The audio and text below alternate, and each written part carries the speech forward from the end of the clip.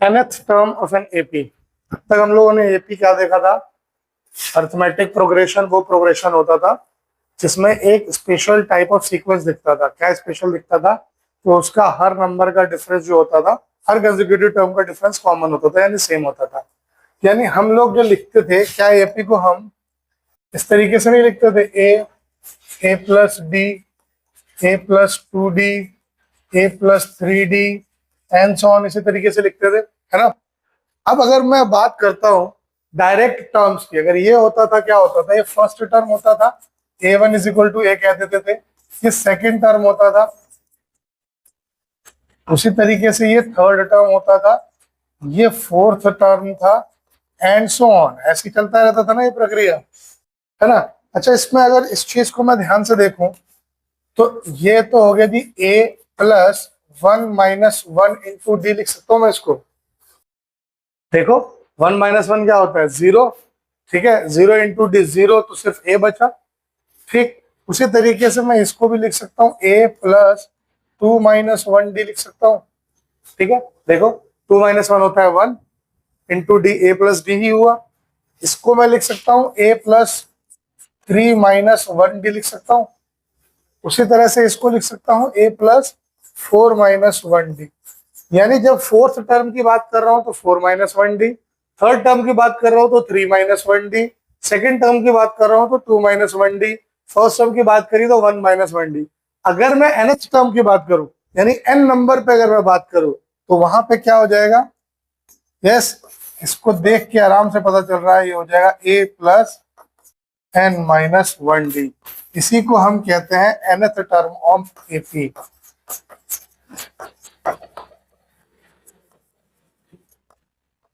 कहीं कहीं पे इसको लास्ट टर्म भी कहा गया है, और लास्ट टर्म को डिनोट किससे किया गया है, एल से, ठीक है, जो कि हम आगे की एक्सरसाइजेस में पढ़ेंगे। तो ये फॉर्मूला समझ में आया, कैसे आया था, ठीक।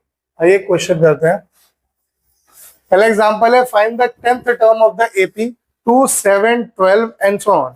अगर आप बैठ के करने लग जाओ तो फिर आप कॉमन डिफरेंस निकालोगे, ठीक है, फिर उसमें ऐड करते चले जाओगे, तब जाके आपको 10th टर्म मिलेगा। लेकिन अब आपके पास फॉर्मूला अवेलेबल है, A N is equal to A plus N minus 1 D. आप लिखोगे कैसे, हेयर आपके पास ए क्या है, 2 है, डी क्या है, 7 माइनस 2 विच इज 5। तो आपसे पूछा कौन सा टर्म है, 10th टर्म। हमें क्या पता है जी, ए एन जो होता है वो ए प्लस एन माइनस 1 डी होता है, हमें ये फॉर्मूला पता है। इसने हमसे पूछा है 10th टर्म। 10th टर्म का मतलब हुआ A10। A10 क्या होगा, a प्लस एन की जगह 10 रख दो, 10 माइनस 1 इंटू डी। अब आपके पास सारी वैल्यूज अवेलेबल है। a है 2, 10 माइनस 1 होता है 9 इंटू डी है 5, तो 2 प्लस 45, तो A10 कितना आ गया, 47। क्लियर है, यस। ये बहुत सिंपल टॉपिक है, बस इसमें आगे जैसे चलेंगे थोड़ा सा कॉन्सेप्चुअल क्वेश्चंस आएंगे, और पेपर में आना ही आना है वैसे क्वेश्चंस। ये लिख लीजिए, ये 1 और 2 मार्क का क्वेश्चन है, लिख लीजिए इसको। Okay, next example says that which term of the AP 21, 18, 15 and so on is -81। कौन सा टर्म एपी का -81 होगा, ठीक है। ऑल्सो इज एनी टर्म 0, क्या कोई टर्म 0 भी हो सकता है। Give reason for your answer. ये आपसे सवाल, बहुत अच्छा सवाल है, 3 मार्क्स में ये सवाल पूछा जा सकता है। इसको सॉल्व देखो कैसे करेंगे। आपको यहाँ पे ए दिया हुआ है, डी आप निकाल सकते हो, और ए एम दिया हुआ है, तो आपको एन निकालना है। आपसे पूछा है कि कौन सा टर्म है एपी का जो कि -81 होगा। पहले इसको सॉल्व करते हैं। फिर ए इज इक्वल टू 21, डी होगा, अगले में से पिछला सब्ट्रैक्ट करना होता है, 18 माइनस 21 तो हो जाएगा -3। बहुत ध्यान देना, 21 माइनस 18 मत कर देना, 18 माइनस 21 होगा -3। ए एन क्या दिया हुआ है जी, -81 दिया हुआ है, ये दिया हुआ है यहाँ पे। वी नो दैट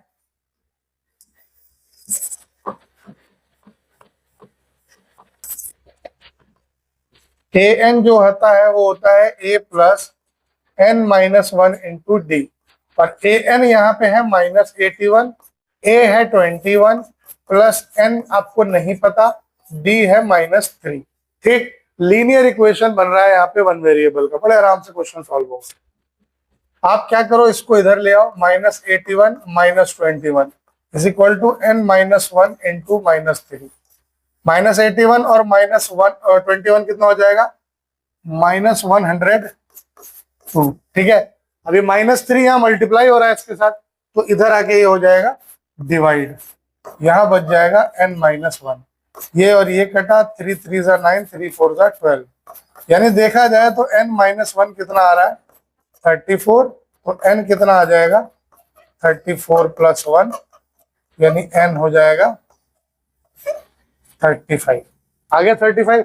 अब आप यहां लिख कैसे दोगे, therefore which term of the AP is -81 पूछा था, तो 35th term of given AP is -81। ठीक है, 35वां जो टर्म होगा वो -81 होगा। अब अगर ऐसे निकालने लग जाते तो कितना टाइम लगता, डायरेक्ट फॉर्मूले पे ही हो गया।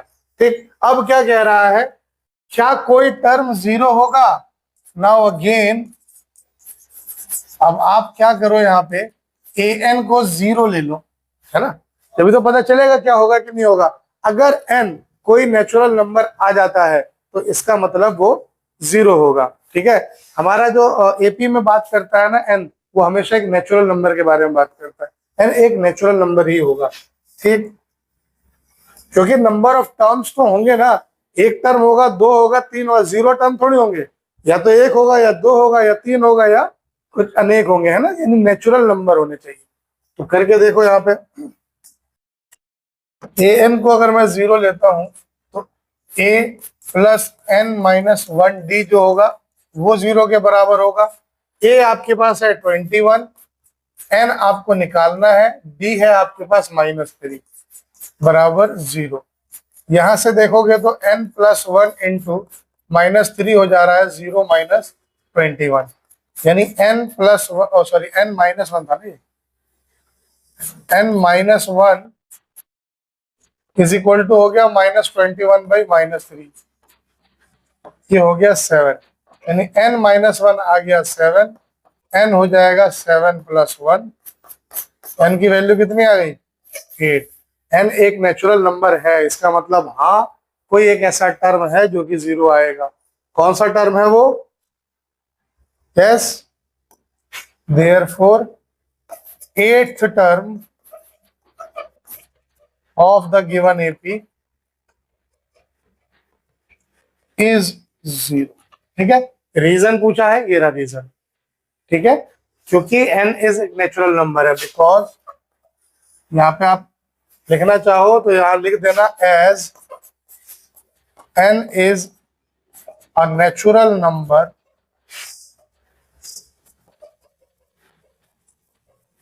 तो yes zero can be the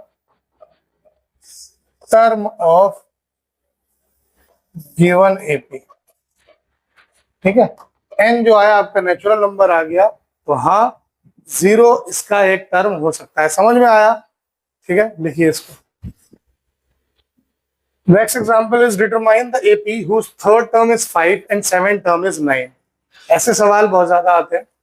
कौन सा एपी, एपी आपको निकालना है जिसका तीसरा टर्म दिया है 5 और सातवां टर्म दिया है 9। लीनियर इक्वेशन इन 2 वेरिएबल में आपकी अच्छी अगर कमांड होगी, बहुत आसानी से ये एक्सरसाइज सॉल्व होगी। ठीक, कैसे करना है देखिए।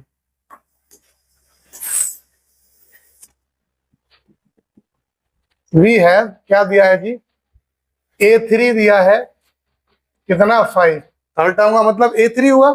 ठीक है, A3 को क्या मैं लिख सकता हूं, A plus 3 minus 1 D is equal to 5, यानी ये हो जाएगा क्या, A plus 2D is equal to 5, equation 1। कोई दिक्कत? ठीक, अब आपके पास और क्या दिया है, A7 दिया है एंड A7 दिया है कितना है वो 9, यानी A प्लस 7 माइनस 1 D कितना है जी 9। इसका मतलब A प्लस 6d हो गया 9, इक्वेशन 2। सबसे आसान मेथड एलिमिनेशन मेथड, क्योंकि ए का कोएफिशिएंट सेम आ रहा है। आप एलिमिनेशन मेथड लगा दो, इसमें से इसको सब्ट्रैक्ट कर दो। तो सब्ट्रैक्टिंग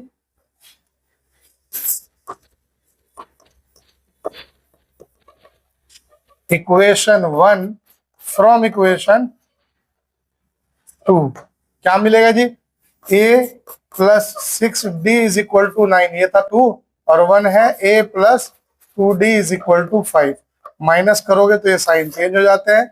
a से a कट गया, 6 में से 2 गया 4d और 9 में से 5 गया 4। तो 4d इज इक्वल टू 4, इसका मतलब क्या हो गया? d इज इक्वल टू 4/4, यानी d हो गया आपके पास 1। d की वैल्यू 1 आ गई। अब आप क्या करो? सब्सटीट्यूट कर दो इसको किसी में भी, है ना, फर्स्ट में या सेकंड में, आपकी मर्जी। Put this value in equation 1, we get, क्या मिलेगा? a plus 2 into 1 is equal to 5, यानी a plus 2 is equal to 5, यानी a is equal to 5 minus 2। तो a की वैल्यू कितनी आ जाएगी जी? 3। अब आपके पास a आ गया, d आपके पास है, आप कितने आराम से AP लिख सकते हो, है ना। सो द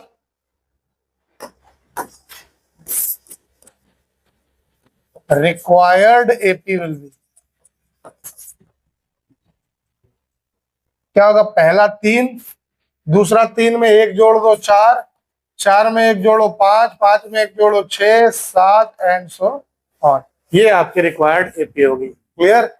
समझ में आया ना? यस, लिखिए इसको।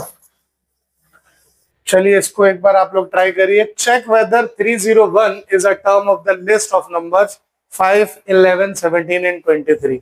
क्या 301 इस लिस्ट का कोई एक नंबर हो सकता है? अगर होगा तो क्यों होगा और कौन सा नंबर होगा? निकालिए। Here a is equal to 5, d is equal to 11 minus 5 यानी 6। ठीक है, अब आपको चेक क्या करना है, क्या ये इसका एक टर्म है या नहीं। अब यहाँ पे an दिया है 301 और an का फॉर्मूला है आपके पास a plus n minus 1d is equal to 301, उसने दे रखा है। a आपके पास था 5, d आया था 6 बराबर 301, तो n माइनस 1 इंटू डी की जगह पे रख दो 6 is equal to 301 minus 5। n minus 1 कितना हो जाएगा? 296 डिवाइडेड बाई 6। 6 के टेबल में देखो 296 आता है कि नहीं। 2 तिया 6, 2 एक कम 2, 2 चौक 8, 2 अट्ठे 16, 148/3। बट 148/3 को अगर मैं सॉल्व करूंगा तो समथिंग इन डेसिबल आएगा। 3 4 12, 2 8, 3 9 27.333 एंड सो ऑन, ये आने लगेगा। क्या 49.333 कोई नेचुरल नंबर है? n आ रहा है 1 plus 49.333 and so on, which is not a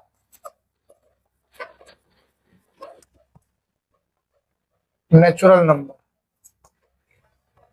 and जब भी होगा वो नेचुरल ही होना चाहिए, बट ये नेचुरल नंबर नहीं आ रहा है। इसका मतलब हेंस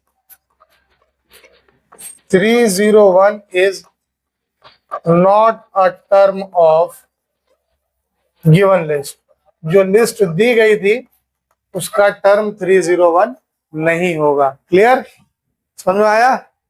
ठीक है, चलिए अगला एग्जांपल कहता है how many 2 digits number are divisible by 3। कितने 2 डिजिट नंबर है जो कि 3 से डिविजिबल है? इतना बढ़िया सवाल है। तो आपको पहले एपी बनानी भी पड़ेगी, तब आपको एन निकाल, मतलब एन कैसे निकलेगा? जब आपको लास्ट टर्म पता होगा, है ना। बहुत अच्छा सवाल है ये, इसमें आपका नंबर का कॉन्सेप्ट भी पूरा क्लियर हो जाना चाहिए। तो आप देखो यहाँ पे लिस्ट क्या बनेगी। Here the list will be, list कह लो या फिर टर्म्स कह लो, ठीक है, कुछ भी कह लो। तो लिस्ट क्या बनेगी, 2 डिजिट के नंबर जो कि 3 से डिविजिबल हो। तो सबसे छोटा 2 डिजिट का नंबर बताओ जो 3 से डिविजिबल होता है, कौन सा, लाउड बोलो ना, 12। सबसे छोटा 2 डिजिट नंबर है जो कि 3 से डिवाइड होता है, वो है 12। अगला 15, फिर 18, फिर 21, और इसी तरीके से सबसे बड़ा नंबर कौन सा होता है जो 2 से 3 से डिवाइड होता है, 2 डिजिट का सबसे बड़ा नंबर कौन सा होता है, पहले तो यही बताओ। 2 डिजिट का सबसे बड़ा, हाँ 99 होता है 2 डिजिट का सबसे बड़ा नंबर, ठीक है। और 3 से डिविजिबल वो खुद होता है 99, 3 से डिविजिबल है। तो 2 डिजिट का सबसे बड़ा नंबर जो कि 3 से डिविजिबल हो वो 99 है। अब ए है, डी है, ए एन है, एन नहीं निकल जाएगा, कितने आराम से निकलेगा। खैर A is equal to 12, D is equal to 15 minus 12 यानी 3, A N is equal to 99। तो ए एन का फॉर्मूला है A plus N minus 1 D is equal to 99। तो इसको जब सॉल्व करेंगे तो ए की जगह पे रख दीजिए 12, एन माइनस 1 डी की जगह पे 3 is equal to 99। N minus 1 into 3 is equal to 99 sorry minus 12। ये हो गया n minus 1 is equal to 87 divided by 3। 29 times कटेगा, n minus 1 is 29, n is equal to 29 plus 1 यानी n आ गया 30। तो कितने नंबर है, 30 ऐसे नंबर हैं 2 डिजिट के जो कि 3 से डिविजिबल हो। Therefore there are 30 2-digit numbers which are divisible by 3। ठीक है, 30 ऐसे 2 डिजिट नंबर है जो कि 3 से डिविजिबल है। ठीक, लिख लीजिए। अगला एग्जांपल कह रहा है find the 11th term from the last term towards the first term of the AP 10, 7, 4 and so on up to -62। ठीक है, लास्ट टर्म से कह रहा है फर्स्ट टर्म की तरफ आके 11th टर्म बता। ठीक है, यानी देखो अगर कोई नंबर, जैसे मान लो एक चीज इसमें बहुत अच्छा कॉन्सेप्ट एक समझ लो, जैसे मैं अगर कहूं कि यहाँ 5 नंबर है 1, 2, 3, 4 और ये 5। ठीक है, मैं कह रहा हूं कि लास्ट से तीसरा टर्म और फर्स्ट से तीसरा टर्म, तो इस केस में तो 1, 2, 3 यही वाला आ रहा है और 1, 2, 3 यही वाला आ गया।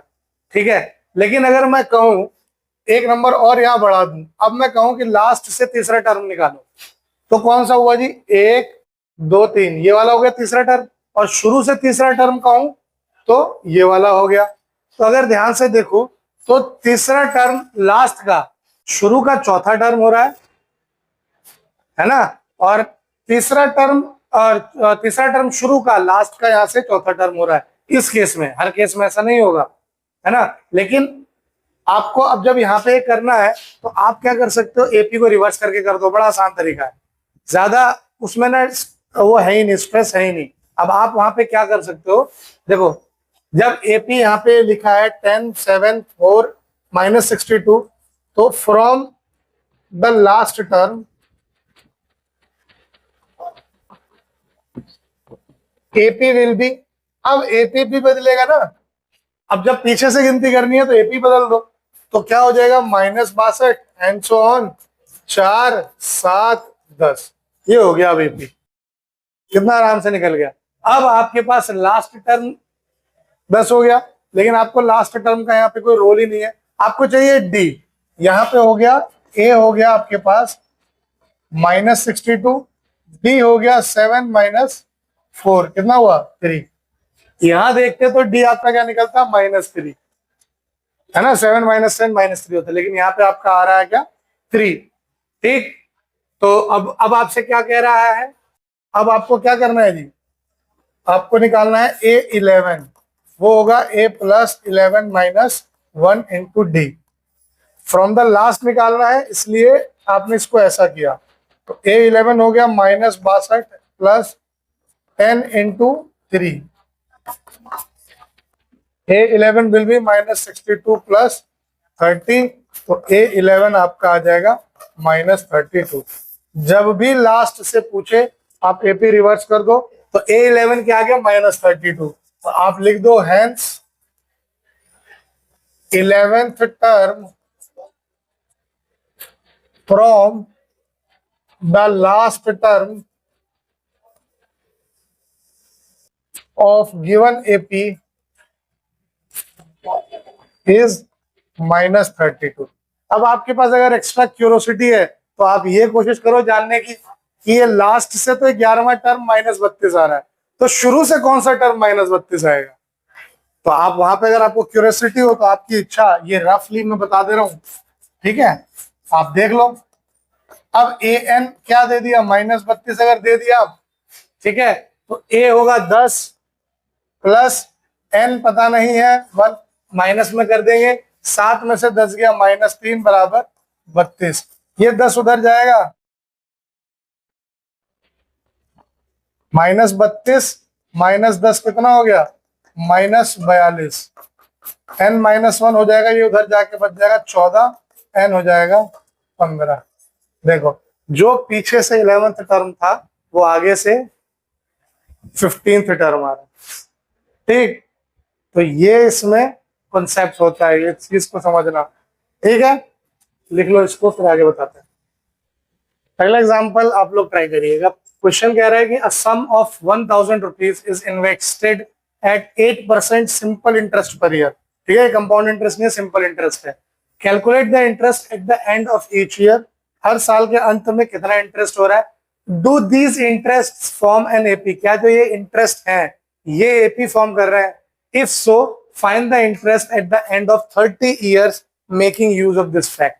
अगर ऐसा है तो आपको ये निकालना है कि 30 साल के बाद कितना इंटरेस्ट मिलेगा इस फैक्ट को यूज करके, ठीक है, करिए ट्राई। सिंपल इंटरेस्ट का फॉर्मूला याद है ना, सिंपल इंटरेस्ट का फॉर्मूला याद है, PRT/100,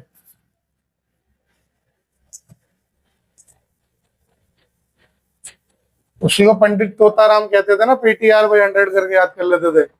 P से प्रिंसिपल यानी जो पैसा लिया है, R से रेट ऑफ इंटरेस्ट, T से टाइम कितना टाइम के लिया है, और 100 से डिवाइड करते हैं, ये सिंपल इंटरेस्ट निकलता है, ठीक है, करिए ट्राई जल्दी से। देखो फॉर्मूला आपको वहां दिख रहा है, interest at the end of first year, पहले साल के अंत में देखते हैं कितना ब्याज आता है। पहले साल में प्रिंसिपल कितना है जी 1000, रेट ऑफ इंटरेस्ट है 8%, टाइम है 1 साल डिवाइडेड बाई 100, काटिए ये आएगा 80 रुपए। पहले साल का ब्याज हो गया कितना 80 रुपए, ठीक है। दूसरे साल का इंटरेस्ट कितना हो जाएगा eight the end of second year. Simple interest की यही खास बात है कि बहुत सिंपली वो सॉल्व हो जाता है, ये हो जाएगा जी 160 रुपए, ठीक। तीसरे साल के एंड में क्या हो जाएगा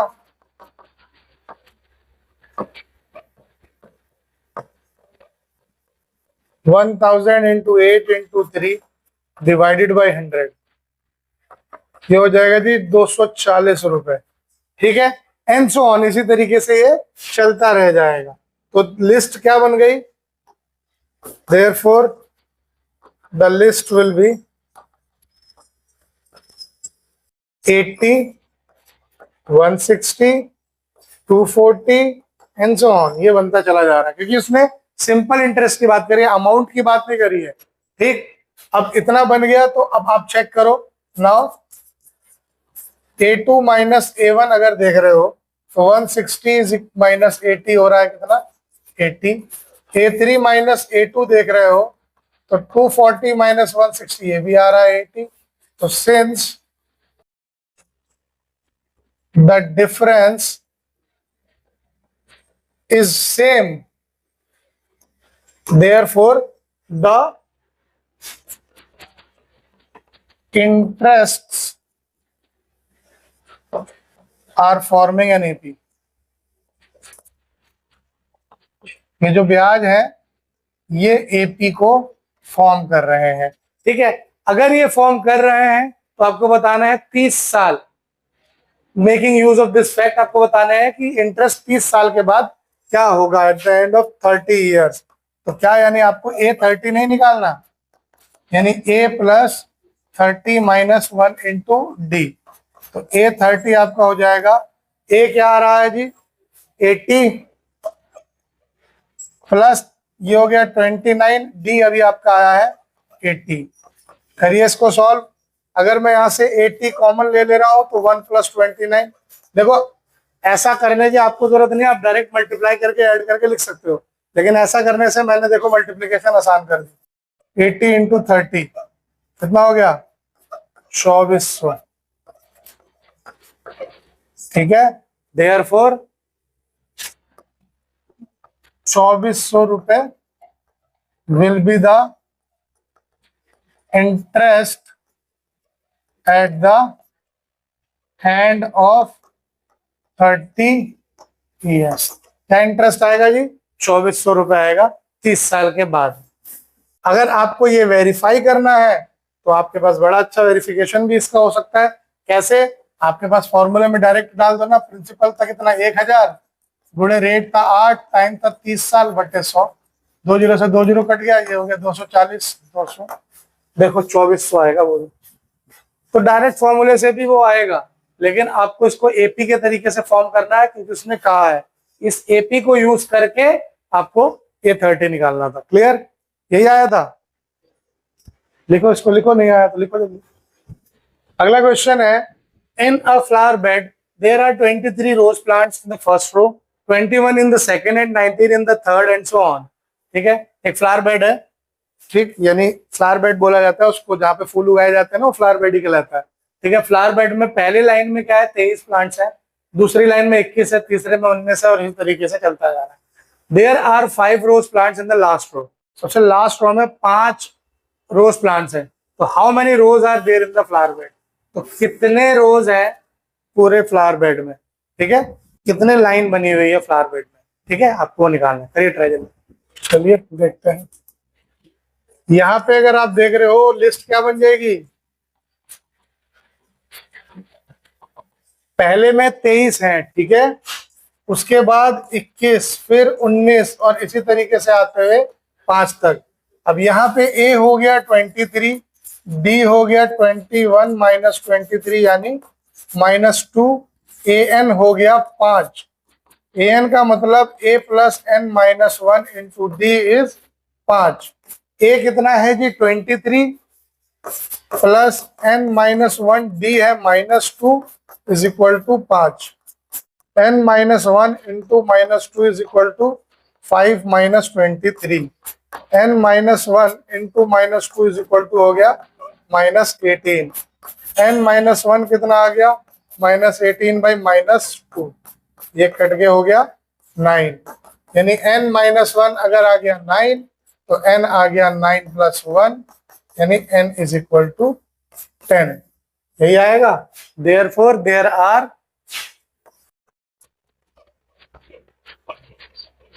10 rows in the flower bed।